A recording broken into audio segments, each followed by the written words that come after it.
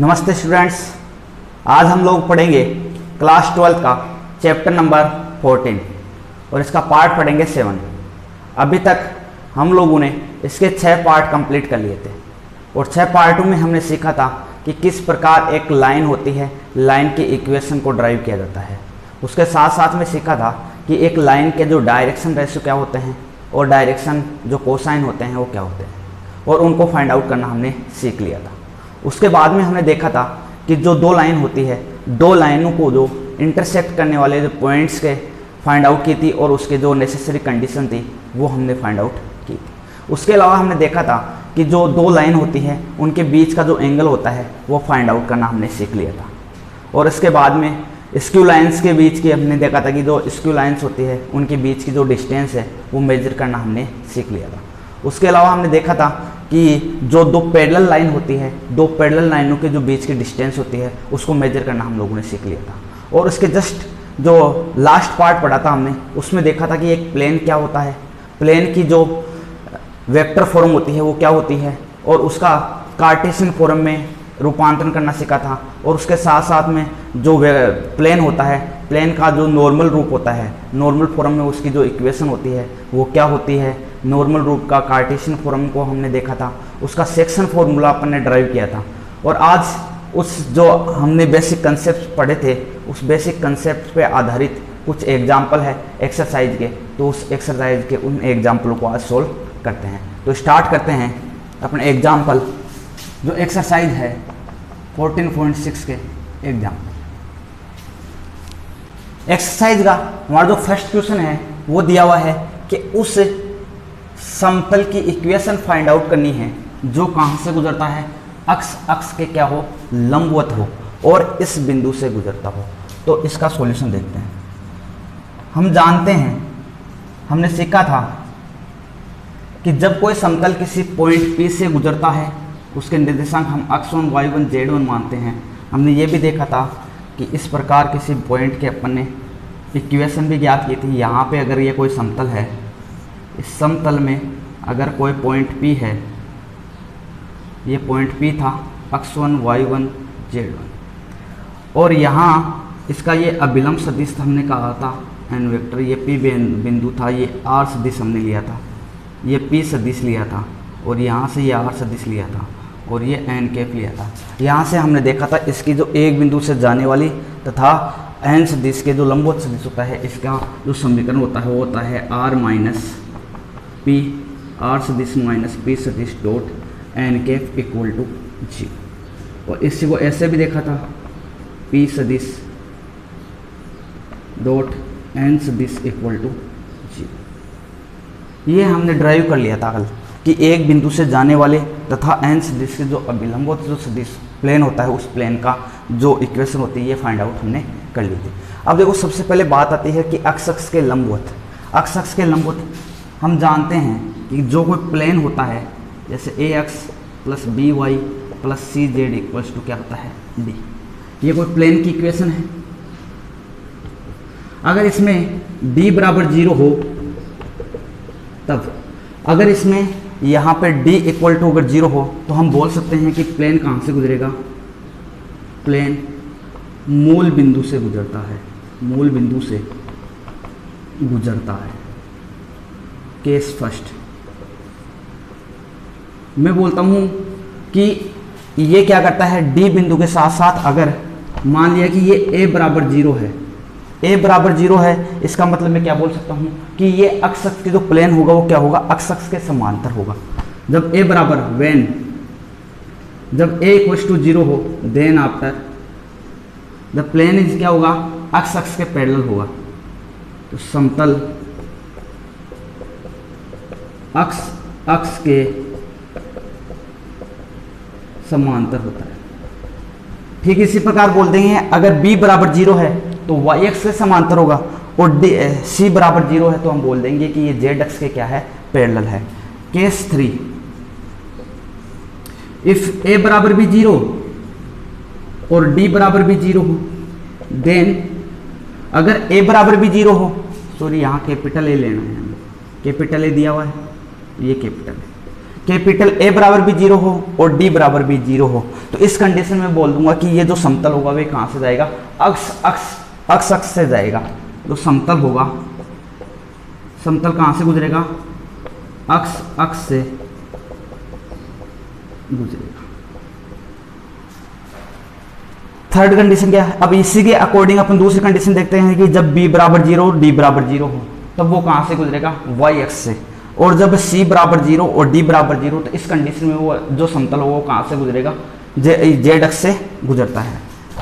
Case 4, जब क्या हो, जब b बराबर भी 0 हो और c बराबर भी 0 हो तब कैपिटल B बराबर भी 0 हो और c बराबर भी 0 हो तब जो समतल होता है वो अक्ष के लंबवत होता है। क्या होता है, जब b बराबर भी 0 हो और c बराबर भी 0 हो, अर्थात b बराबर भी 0 हो c बराबर भी 0 हो, हमारे पास कंडीशन क्या आती है, ax बराबर क्या हो, d। तो इस प्रकार के इक्वेशन जो समतल का समीकरण होता है यह क्या होता है, अक्ष के परपेंडिकुलर होता है। तो केस 4 क्या हुआ, जब b बराबर भी 0 हो c बराबर भी 0 हो तब वो है क्या होगा, समतल अक्ष के लंबवत होगा। ठीक इसी प्रकार यदि यह a बराबर 0 हो b बराबर 0 हो तो यह c जो z अक्ष होगी z अक्ष के क्या होगा, परपेंडिकुलर होगा। यदि यहाँ से मैं बोल दूं कि a बराबर भी 0 है b c बराबर 0 है तो ये क्या होगा, y अक्ष के क्या होगा, परपेंडिकुलर सदिश होगा, परपेंडिकुलर जो प्लेन होगा। तो ये परपेंडिकुलर प्लेन को क्या करता है, व्यक्त करता है या रिप्रेजेंट करता है। केस 5 क्या हुआ, जब a बराबर भी 0 हो, सॉरी कैपिटल A बराबर, b बराबर भी 0 हो और d बराबर भी 0 हो, अर्थात यहां से a बराबर भी 0 आ गया, b बराबर भी 0 आ गया, तो यहां से क्या बचा, cz इक्वल्स टू 0। तो ये जो प्लेन होता है ये क्या होता है, अक्ष वाई प्लेन के संपाती होता है, अक्ष वाई तल के संपाती समतल को व्यक्त करता है। ये कंडीशन हमें याद रखनी है कि कंडीशन फर्स्ट जब क्या है, d इक्वल्स टू 0 अर्थात इसके इक्वल्स टू क्या आ गया, 0, तो ये ax plus B Y plus C Z equals to क्या आ गया, 0। तो ये प्लेन किसको रिप्रेजेंट करता है कि जो प्लेन होगा वो मूल बिंदु से क्या करेगा, पासिंग होगा। दूसरी कंडीशन जब मेरे पास क्या हो, a बराबर 0, तो a बराबर 0 हो तो मेरे पास जो समतल बचेगा वो क्या बचेगा, समतल बनेगा कि B Y plus C Z equals to क्या आ गया, d। तो ये जो इस प्रकार का समतल होता है वो क्या होता है, अक्ष के पैरेलल होता है। केस 3 जब क्या हो, a बराबर भी 0 और d बराबर भी 0, यहाँ भी 0 और ये भी 0, अर्थात यहाँ पे इक्वेशन क्या आ गया, बी वाई प्लस सी जेड। तो इस प्रकार का जो इक्वेशन होते हैं ये इक्वेशन किसको रिप्रेजेंट करती है कि ये जो समतल होगा ये समतल कहाँ से गुजरेगा, अक्ष के संपाती होगा, अर्थात यहाँ से अक्ष से गुजरेगा। फोर्थ केस जब b बराबर भी 0 हो c बराबर भी 0 हो, d बराबर 0 नहीं बोल रहा मैं, क्या बोल रहा हूँ, b बराबर भी 0 हो और c बराबर भी 0, तब हमारे पास क्या बचेगा, ax बराबर d। तो ये किसको रिप्रेजेंट करता है, अक्ष का जो पैरेलल होगा परपेंडिकुलर समतल को क्या करता है, ये रिप्रेजेंट करता है। ठीक, जो नेक्स्ट जो अपना केस आता है ये क्या आता है कि जब a बराबर भी 0 हो, b बराबर भी 0 हो, d बराबर भी 0, a बराबर भी 0, b बराबर भी 0 और d बराबर भी 0, तब कौन सी कंडीशन आती है, सी जेड इक्वल्स टू 0। तो ये किसको रिप्रेजेंट करता है कि जो ये एक्स वाई प्लेन होगा इस एक्स वाई प्लेन के क्या होगा, संपाती प्लेन होगा। तो ये इस प्रकार इनको रिप्रेजेंट किया जाता है। अब हमारे पास जो प्रश्न है वो दिया हुआ है कि एक उस समतल का समीकरण ज्ञात करो जो अक्ष के लंबवत हो, अर्थात अक्ष के जब लंबवत होगा तो हम जानते हैं कि b और c का मान क्या होगा, 0 होगा। ये कंडीशन देखो, जब समतल कैसा हो, अक्ष के लंबवत कब होता है, जब b और c का मान क्या होता है, 0 होता है। तो ये कंडीशन हमें काम मिले और हमारे पास इक्वेशन होता है कि जो समीकरण दिया हुआ है वो समीकरण एक बिंदु से जाने वाले इक्वेशन जो समतल होता है उसका समीकरण ये होता है। और तो यहाँ पे हम क्या बता सकते हैं कि जो a और b का मान होगा वो क्या होगा, 0 होगा। तो यहाँ से इसका प्रश्न सॉल्यूशन करते हैं। यहाँ दिया हुआ है कि अक्ष के क्या है, लंबवत है और किस बिंदु से जाता है, इस बिंदु से गुजरता है। तो यहाँ से मैं क्या लिख सकता हूँ, इस इक्वेशन से हमने इसका क्या दिया था, कार्टेशियन फॉर्म दिया था, कार्टेशियन फॉर्म में हमने इसको लिखा था अक्ष आई कैफ प्लस वाई जे कैफ प्लस जेड के कैफ माइनस पी सदिश अक्ष 1 आई कैफ प्लस वाई 1 जे कैफ प्लस जेड 1 के कैफ। डॉट प्रोडक्ट किसके साथ था, एन सदिश, तो इसको एन सदिश को मान लिया a i cap plus b j cap plus c k cap equal to 0। यहाँ से हमें पता है कि जो ए i Kaif, B I Kaif और सी के कैफ, ये क्या होगा, ए 0 0, बी का मान क्या होगा 0 और सी का मान क्या होगा 0, क्योंकि ये अक्ष के क्या है, लंबवत है।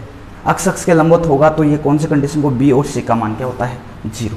यहाँ से इनको सोल्व करते हैं तब ये क्या आएगा, x minus x 1 i cap plus y minus y 1 j cap plus z minus z 1 k cap equals to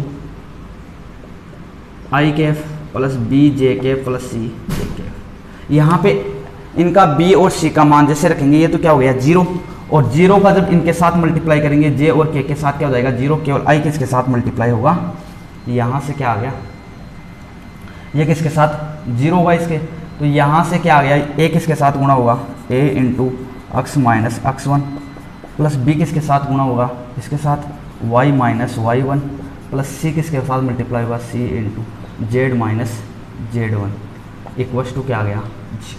हमें पता है कि जो b इक्वस टू 0 और c इक्वस टू 0, कारण क्योंकि जो है ये जो समतल होगा ये अक्ष से क्या है, परपेंडिकुलर है, तो इसका कारण लिख देना कि ये क्या है, जो समतल है ये अक्ष पे क्या है, लंब है, लंबवत है।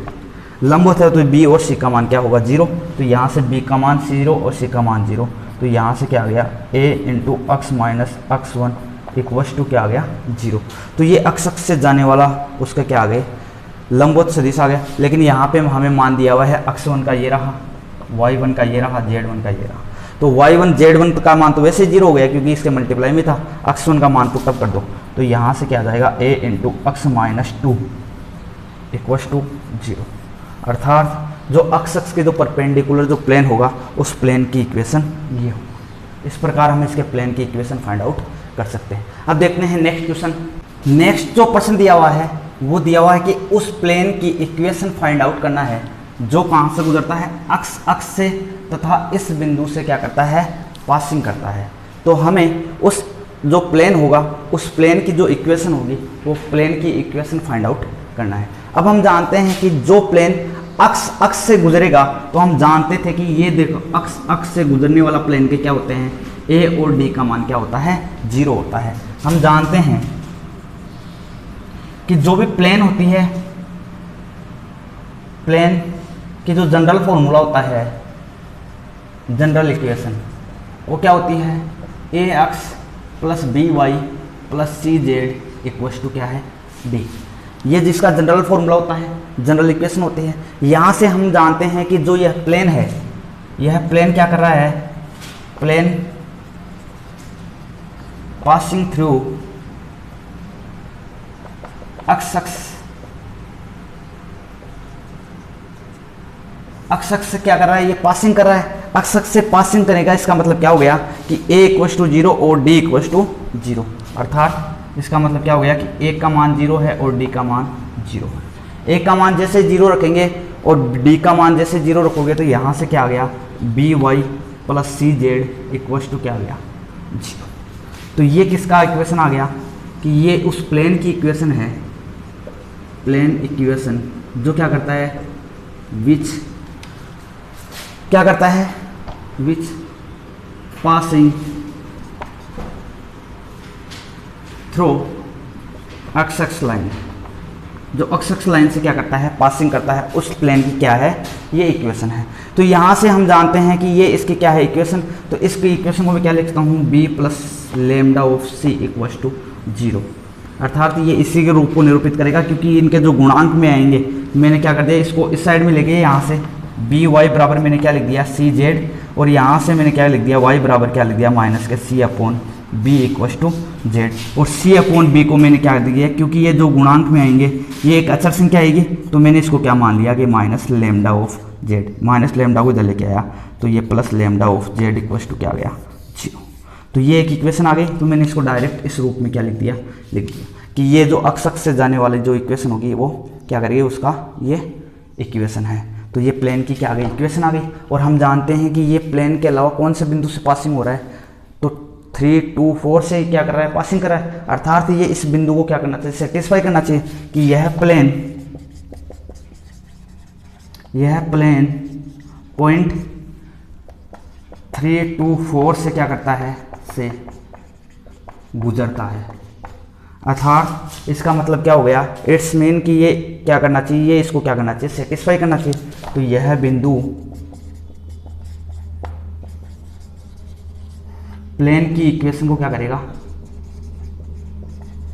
सेटिस्फाई करेगा।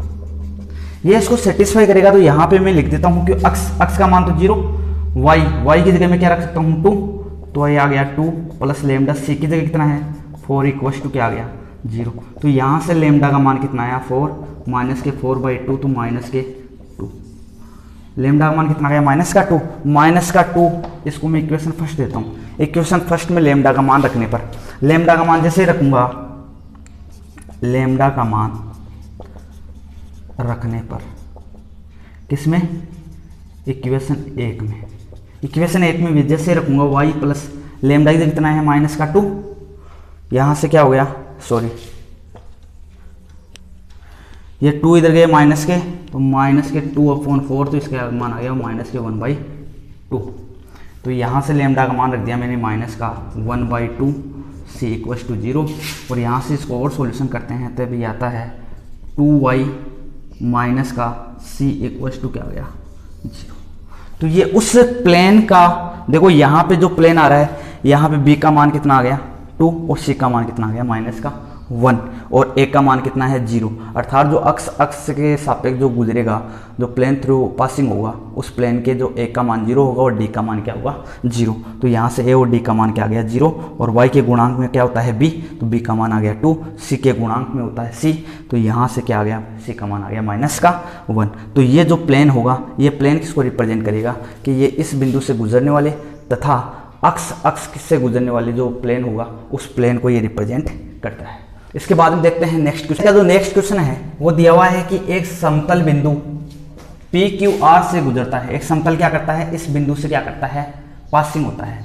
और वो जो क्या करता है, ये प्लेन है, वो क्या करता है, निर्देशीय अक्षों को ABC पर मिलता है। निर्देशीय अक्ष का मतलब वो अक्ष पे A पे मिलता है, y अक्ष पे बिंदु B पे मिलता है, और z अक्ष पे बिंदु किस पे मिलता है, C पर मिलता है। तो प्रदर्शित कीजिए कि उसका जो उबेनिश जो बिंदु होगा, उसका बिंदु पथ क्या होगा, P/x Q/y plus R/z equal to क्या होता है 1 होता है। ये हमें फाइंड आउट करना है। अब हमें पता है कि जो ये समतल होगा, ये क्या करता है, निर्देशीय अक्ष को ABC पर प्रतिच्छेद करता है।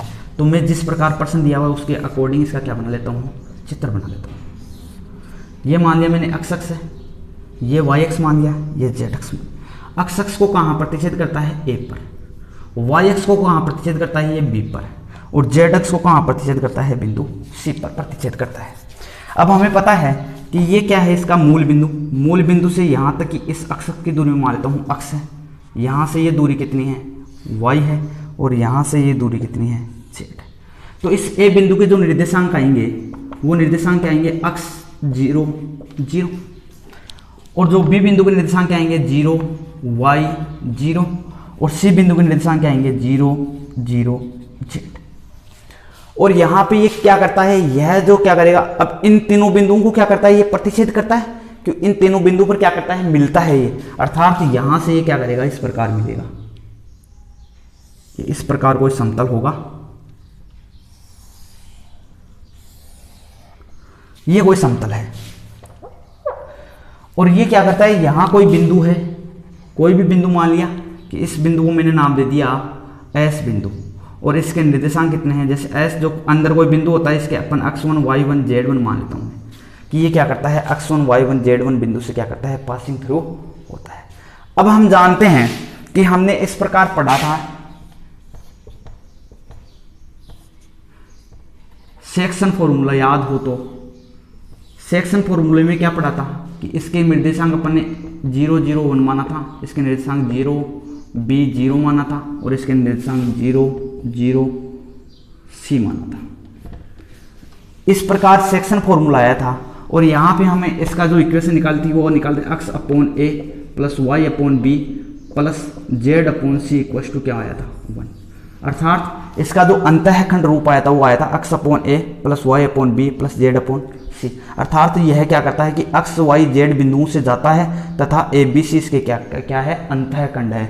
अर्थात अक्स अक्स पे काटा गया अंतःखंड, वाई एक्स पे काटा गया अंतःखंड और जेड एक्स पे काटा गया अंतःखंड। अब मैंने ये फॉर्मूला बनाया है, यहाँ से क्या करेगा कि इसी प्रकार अगर मैं इनको मानूं, अगर मैं इसी प्रकार इनको मानता हूं तो मैं इसको क्या बोल लेता हूं कि ये x1 y1 अगर यहाँ पे मैं लिख दूं कि ये किस बिंदु से जाता है x1 y1, तो यहाँ इन बिंदु को x1 y1 z1 मान लेता हूँ कि ये x1 y1 z1 बिंदुओं से क्या करता है जाता है और इनके x अक्ष पे काटा गया अंतःखंड a है, y अक्ष पे काटा गया अंतःखंड b है और z अक्ष पे काटा गया अंतःखंड क्या है c है। तो इस प्रकार मैं क्या बोल सकता हूँ कि जो इक्वेशन आएगी इसका अंतःखंड रूप क्या लिख सकता हूँ कि यह प्लेन निर्देशीय अक्षों को बिंदु ए बी सी पर मिलता है। यही है जहां ए के निर्देशांक क्या है अक्ष 0 0, अर्थात अक्ष पे बिंदुओं के निर्देशांक क्या होते हैं अक्ष 0 0, बी पे इसके निर्देशांक क्या मान लिया 0 0 y और सी पे इसके निर्देशांक 0 0 z। अर्थात ये अक्ष पे काटा गया अंतःखंड कितना है अक्ष, y अक्ष पे काटा गया अंतःखंड कितना है y और z अक्ष पे काटा गया अंतःखंड कितना है z। तो यहाँ से इस प्रकार इन बिंदुओं से जाने वाला जो समतल होगा इनका अंतःखंड रूप क्या हो जाएगा अंतःखंड रूप। इस प्लेन का जो इक्वेशन क्या आ जाएगी x1 upon x plus y1 upon y plus z1 upon z equal to क्या आ गया 1। तो ये क्या करता है x1 y1 z1 बिंदु से क्या करता है गुजरता है। अब हमें पता है कि जो x1 y1 z1 बिंदु हमें दिया हुआ है ये क्या दिया हुआ है पी क्यू आर। अर्थात कि यह जो प्लेन है यह प्लेन बिंदु पी क्यू आर से क्या करता है गुजरता है। ये इस बिंदु से गुजरता है, अर्थात ये इस इक्वेशन को क्या करेगा सेटिस्फाई करेगा। अर्थात ये यहां से ये वही बिंदु है, स्थिति सदिश अपन आर मानते थे, तो ये क्या करेगा प्लेन बिंदु पी क्यू आर से गुजरता है, अतः यह बिंदु प्लेन की इक्वेशन को क्या करेगी सेटिस्फाई करेगी। अर्थात ये क्या करेगी इस प्लेन की इक्वेशन को सेटिस्फाई करेगी। तो यहां मैं x1 y1 z1 की जगह क्या रख सकता हूं पी क्यू आर। इसका मतलब यह है क्या करेगी इसकी इक्वेशन को सेटिस्फाई करेगी। तो इक्वेशन क्या आ जाएगी तब प्लेन की इक्वेशन, तब प्लेन की इक्वेशन क्या आ जाएगी x की जगह क्या रखता हूं p upon x plus q upon y plus r upon z equal to क्या आ गई।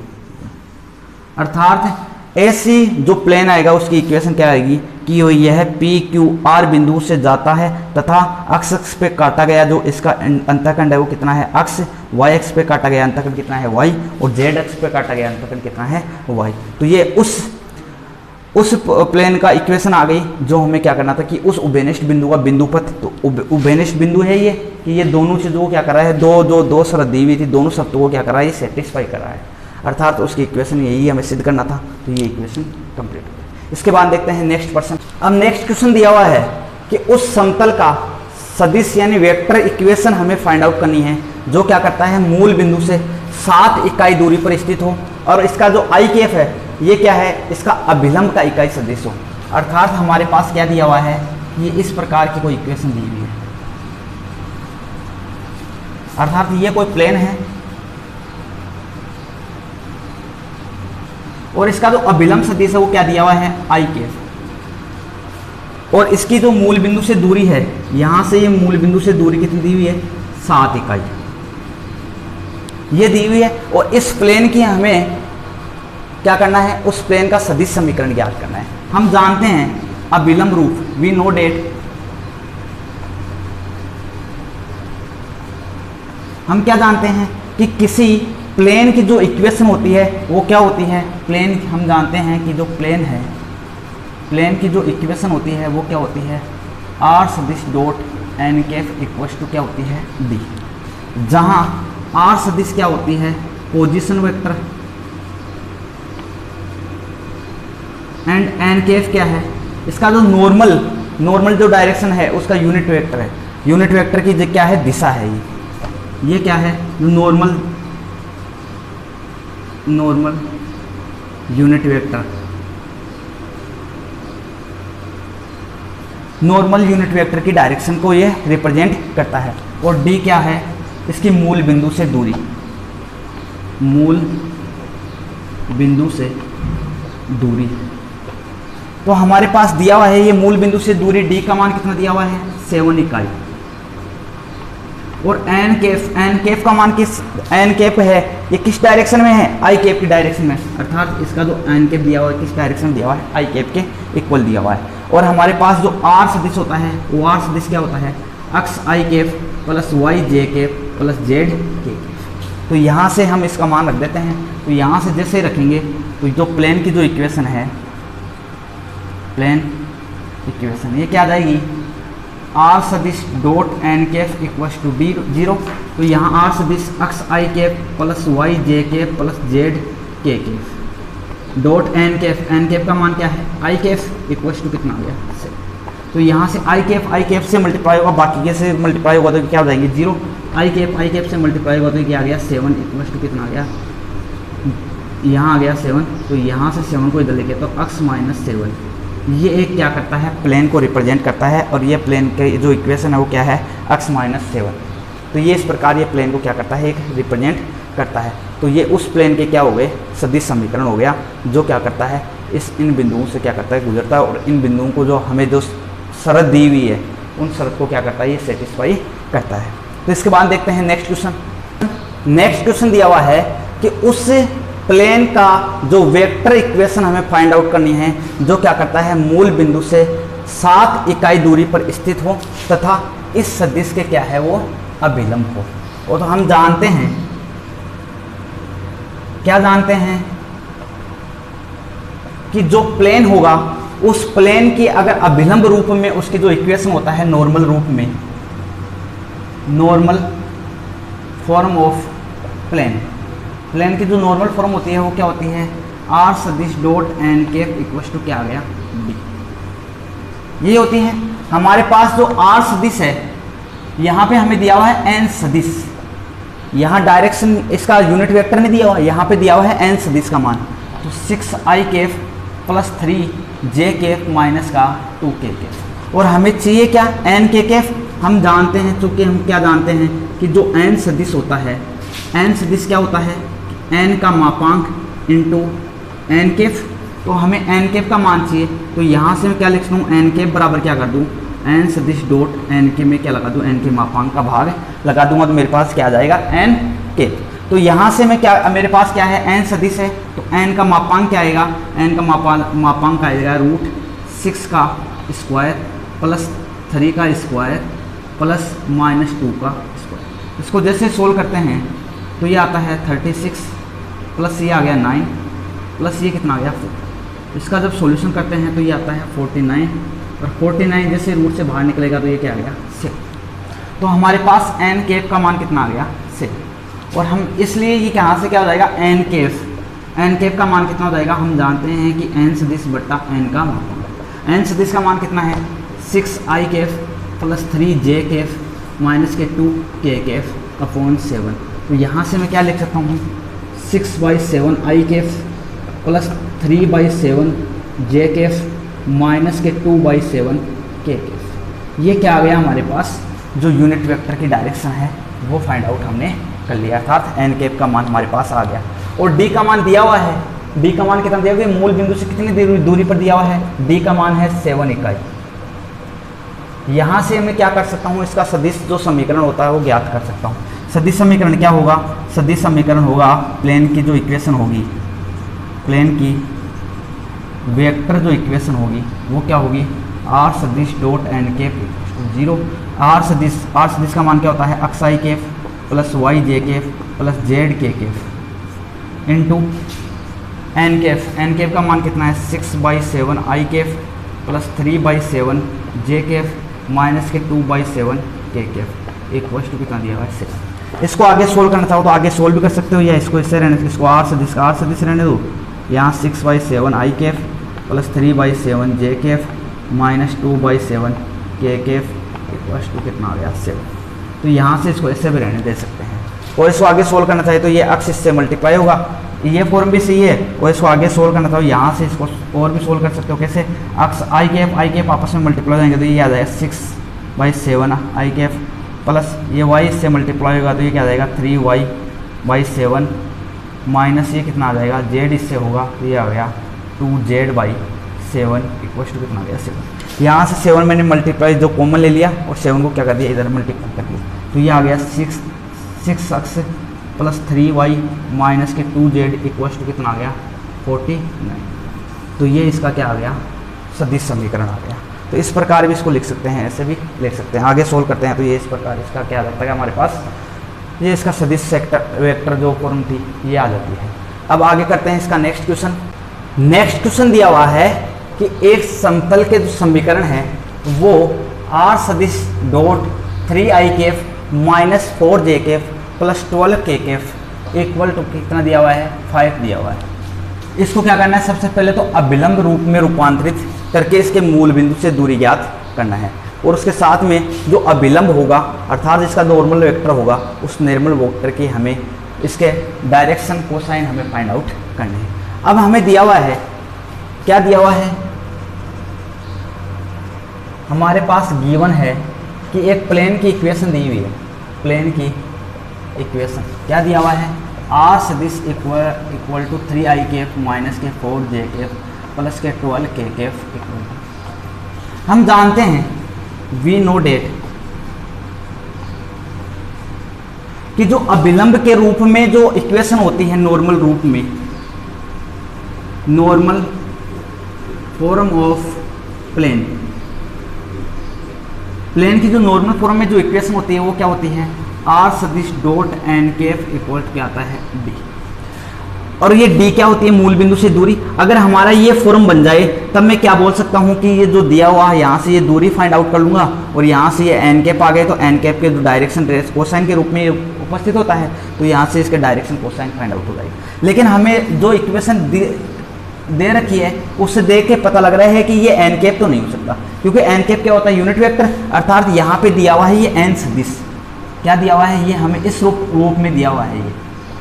अब इस रूप में दिया हुआ है, हमें पता है कि ये एन सदिश है और इस एन सदिश को मैं क्या कर सकता हूँ, हम एक चीज़ और जानते हैं क्या कि जो एन सदिश को अगर मैं एन कैप का भाग लगा दूँ तो ये किस में रिप्रेजेंट हो जाएगा, सॉरी एन के मापांक का अगर भाग लगा दूँ तो ये किस में रिप्रेजेंट हो जाएगा एन सदिश में। तो यहाँ से हमारे पास क्या है कि जो एन सदिश का मान दिया हुआ है 3i कैफ माइनस के 4j कैफ प्लस के 12k कैफ, यहाँ से मैं क्या कर सकता हूँ इसके n के मापांक का मान फाइंड आउट कर सकता हूँ। n के मापांक का मान क्या आएगा 3 का स्क्वायर 9 प्लस 4 का स्क्वायर 16 प्लस 12 का स्क्वायर 144। जैसे इनका सम करेंगे तब हमारे पास आता है 169। तो ये आ गया 13 का स्क्वायर, स्क्वायर से रूट कैंसिल, ये कितना आ गया 13 इकाई। हमारे पास एन कैप का मान आ गया 13 इकाई और हम जानते हैं कि हमारे पास जो इक्वेशन दी हुई है इसमें 13 का भाग देने पर इसको इक्वेशन नंबर फर्स्ट दे दो। इक्वेशन फर्स्ट डिवाइड बाई 13 से मैंने क्या कर दिया इसको डिवाइड किया तो यहाँ से इसके बाद में क्या आएगा r सदिश डॉट 3i कैफ माइनस के 4j कैफ प्लस के 12k कैफ बाई 3। तो यहाँ पे ये भी क्या हो जाएगा 3 से 13 से डिवाइड हो जाएगा।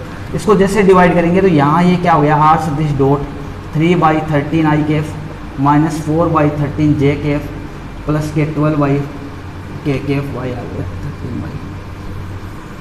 अब यहाँ से जो हमारे पास किस रूप में आ गया ये r सदिश dot N cap equal to क्या आ गया d रूप में, अर्थात ये जो दिया हुआ है ये अभिलंब रूप का क्या दिया हुआ है सदिश समीकरण दिया हुआ है। तो हमारे पास यहाँ पे हमें 2% फाइंड आउट करने थे। फर्स्ट पर्सन किया था इसको अभिलंब रूप में, तो ये अभिलंब रूप में हमने इसको क्या कर दिया रिप्रेजेंट कर दिया। तो यहाँ से हमें इसकी दूरी चाहिए थी तो यहाँ से दूरी d का मान कितना आ गया, d का मान आ गया 5/13। तो इसकी मूल बिंदु से दूरी कितनी होगी 5/13। और इसके क्या पूछा अभिलंब के दिक कोसाइन, तो इसका नॉर्मल है, नॉर्मल के जो डायरेक्शन कोसाइन है वो क्या होंगे डायरेक्शन कोसाइन के रूप में होता है। तो ये आ गया 3/13 माइनस के 4/13 और ये आ गया 12/13 होंगे, तो ये 12/13, तो ये इसके आगे डायरेक्शन कोसाइन। तो यहाँ से इस प्रकार से ये क्वेश्चन होता है हमारा कंप्लीट। इसके बाद में देखते हैं नेक्स्ट क्वेश्चन। नेक्स्ट क्वेश्चन दिया हुआ है कि उस प्लेन की इक्वेशन फाइंड आउट करनी है जो मूल बिंदु से डाले गए परपेंडिकुलर की लंबाई हमें कितना दिया हुआ है 13 है। तो अर्थात हमारे पास दिया हुआ है कि जो डी का मान दिया हुआ है वो 13 इकाई दिया हुआ है और इसके डायरेक्शन रेशो दिए हुए हैं, डायरेक्शन रेशो दिए हुए हमें 4 माइनस के 3 और 40। हम जानते हैं कि ये जब डायरेक्शन का रेशो है ये है, तो इसका सब जो प्लेन का जो इक्वेशन होता है, प्लेन का जो इक्वेशन होता है वो क्या होता है कि L X plus M Y plus N Z equal to क्या होता है डी। जो हमारे पास यहाँ जो एल एम और एन होते हैं ये क्या होते हैं डायरेक्शन कोसाइन होते हैं, अर्थात दिक कोसाइन होते हैं। और जो एक्स एम और ये एक्स वाई और जेड होते हैं ये इसका जो पोजीशन वेक्टर होता है उसके वेक्टर सदिश होता है। डी क्या होता है मूल बिंदु से दूरी। तो हमारे पास ये डायरेक्शन रेशो दिए हुए हैं, डायरेक्शन रेशो को हम डायरेक्शन कोसाइन में कन्वर्ट कर सकते हैं। अब कैसे करते हैं कि जो डायरेक्शन रेशो क्या होंगे, यहाँ पे डायरेक्शन रेशो दिया हुआ है 4 माइनस के 3 12, अर्थात ए का मान दिया हुआ है 4, बी का मान दिया हुआ है माइनस के 3 और सी का मान कितना दिया हुआ है 4। तो यहाँ से मैं क्या निकाल सकता हूँ इनका मापांक, क्योंकि जो डायरेक्शन रेशो को जो सदिश यहाँ पे दिया हुआ आएगा, यहाँ से मैं क्या कर सकता हूँ डायरेक्शन क्वेश्चन में कैसे बदल गया, तो यहाँ से आ जाएगा 4/रूट इनके सब का स्क्वायर, 4 का स्क्वायर माइनस 3 का स्क्वायर प्लस 12 का स्क्वायर। ऐसे ये माइनस का 3/रूट 4 का स्क्वायर प्लस माइनस 3 का स्क्वायर प्लस 12 का स्क्वायर। ऐसे यहाँ 12/रूट 4 का स्क्वायर प्लस माइनस 3 का स्क्वायर प्लस 12 का स्क्वायर। तो यहाँ से इसका स्क्वायर खोलेंगे तो ये आ जाएगा 4/16 प्लस 9 प्लस 144 और इसको सोल्व करेंगे तो ये आ गया 169 का रूट क्या होता है 13, तो यहाँ से आ गया 4/13, ये माइनस 3/13, ये कितना आ गया 12/13। तो ये इसके क्या आ गए डायरेक्शन कोसाइन, अर्थात ये L का मान आ गया, ये M का मान आ गया, ये N का मान आ गया। हमारे पास L का मान आ गया 4/13, M का मान आ गया माइनस के 3/13 और N का मान आ गया 12/13। अब हम जानते हैं ये L, M और Mn के मान आ गए, तो हम जानते हैं जो प्लेन की जो इक्वेशन होती है, प्लेन की जो इक्वेशन होती है वो क्या होती है Lx plus My plus Nz equal to क्या आता है D। और D का मान हमें दिया हुआ है, कितना दिया हुआ है 13। तो यहाँ से इसका सॉल्यूशन करते हैं। L का मान कितना है 4/13 x, L का मान कितना दिया हुआ है M का मान माइनस का 3/13 y plus 12/13 z equal to D का मान कितना दिया हुआ है 13। यहाँ से इसका और सॉल्यूशन करते हैं तो यहाँ से इनका क्या आ गया 13 लेस आ गया, तो ये आ गया 4x माइनस 3y प्लस के 12z इक्वल टू क्या आ गया 13। और 13 को इसको मैंने क्या कर दिया ट्रांसफर कर दिया, तो ये क्या आ गया 4x माइनस के 3y प्लस के 12z इक्वल 13 इंटू 13 क्या हो गया 169। तो ये किसकी इक्वेशन आ गई, ये आ गई प्लेन की इक्वेशन, जिसके क्या हो डायरेक्शन रेशो दिए हुए हो और इसके क्या दिए हुए हैं हमें डायरेक्शन रेशो हमारे पास आ गए और इसके डायरेक्शन रेशो आ गए। तो ये आ गया ax plus by plus cz का मान आ गया। तो इस प्रकार हम इसके जो मान दिए हुए हैं ये मान के अकॉर्डिंग इसकी जो इक्वेशन होती है वो फाइंड आउट कर सकते हैं। यहाँ तक ये प्रश्नावली जो इंपॉर्टेंट क्वेश्चन थे वो होते हैं कंप्लीट। इसके नेक्स्ट पार्ट में करते हैं नेक्स्ट एक्सरसाइज और इससे संबंधित जो बेसिक उसके कंसेप्ट हैं वो पहले समझेंगे, उसके बाद में उसके क्वेश्चंस करेंगे।